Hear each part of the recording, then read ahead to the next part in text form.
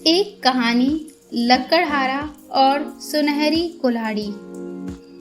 सालों पहले एक नगर में कुसुम नाम का एक लकड़हारा रहता था। वो रोज जंगल में लकड़ी काटने के लिए जाता और उन्हें बेचकर जो कुछ भी पैसे मिलते थे उनसे अपने लिए खाना खरीद लेता था। उसकी दिनचर्या सालों से ऐसी ही चल रही थी। एक दिन लकड़हारा जंगल में बहती एक नदी के बगल में लगे एक पेड़ की टहनियों को काटने के लिए उस पर चढ़ गया। उस पेड़ की लकड़ी काटते काटते उस लकड़हारे की कुल्हाड़ी नीचे गिर गई।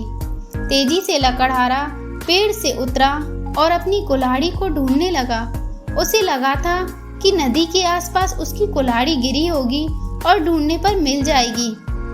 वास्तव में ऐसा कुछ हुआ नहीं, क्योंकि उसकी कुल्हाड़ी पेड़ से सीधा नीचे नदी में जा गिरी। वो काफी गहरी नदी थी और तेज बहाव वाली थी। आधे से 1 घंटे तक लकड़हारा अपनी कुल्हाड़ी को ढूंढता रहा, लेकिन जब लकड़ी नहीं मिली, कुल्हाड़ी नहीं मिली, तो उसे लगा कि अब उसकी कुल्हाड़ी कभी उसे वापस नहीं मिलेगी। इससे वो काफी दुखी हो गया। लकड़हारे को पता था कि उसके पास इतने पैसे ही नहीं हैं कि वो नई कुल्हाड़ी खरीद सके। अब वो अपनी स्थिति पर नदी के किनारे बैठकर रोने लगा। लकड़हारे की रोने की आवाज़ सुनकर वहाँ नदी देवता आ गए। उन्होंने लकड़हारे से पूछा, बेटा क्या हो गया? तुम इतना क्यों रो रहे हो? कुछ खो दिया है क्या तुमने? इस नदी में तुमने कुछ खो दिया है क्या? नदी के देवता के सवाल सुनते ही लकड़हारे ने उन्हें अपनी कुल्हाड़ी गिरने की कहानी सुना दी। नदी के देवता ने पूरी बात सुनते ही कुल्हाड़ी को ढूंढने में लकड़हारे की मदद करने की बात कही और वहां से चले गए। कुछ देर बाद नदी के देवता नदी से बाहर निकल कर आए और उन्होंने लकड़हारे से कहा कि मैं तुम्हारी कुल्हाड़ी लेकर आ गया हूँ। नदी के देवता की बातें सुनकर लकड़हारे के चेहरे पर मुस्कान आ गई। तभी लकड़हारे ने देखा कि नदी के देवता अपने हाथों में सुनहरी रंग की कुल्हाड़ी ले रखे हैं। दुखी मन से लकड़हारे ने कहा, यह सुनहरी रंग की कुल्हाड़ी मेरी तो बिल्कुल भी नहीं है। यह सोने की कुल्हाड़ी जरूर किसी अमीर इंसान की रही होगी। लकड़हारे की बात सुनकर नदी के देवता दोबारा वहां से गायब हो गए। कुछ देर बाद नदी के देवता दोबारा नदी से बाहर निकले।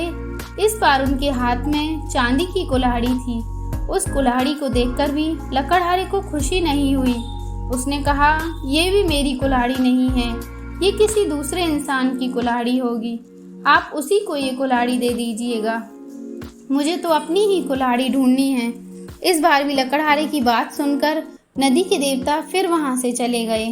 पानी में गए भगवान इस बार काफी देर बाद आए। अब देवता को देखते ही लकड़हारे के चेहरे पर बड़ी सी मुस्कान थी।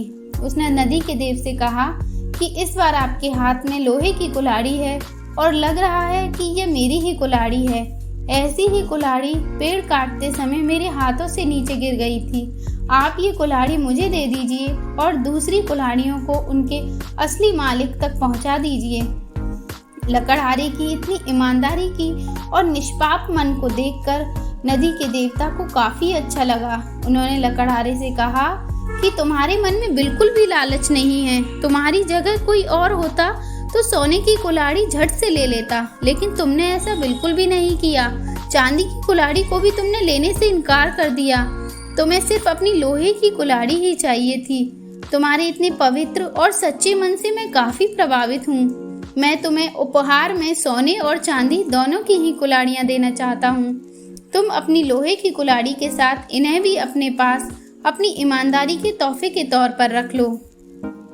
इस कहानी से हमें यह शिक्षा मिलती है बच्चों कि ईमानदारी से बड़ी दौलत इस दुनिया में कुछ नहीं है। अच्छे ईमान वाले इंसान की चारों तरफ प्रशंसा होती है।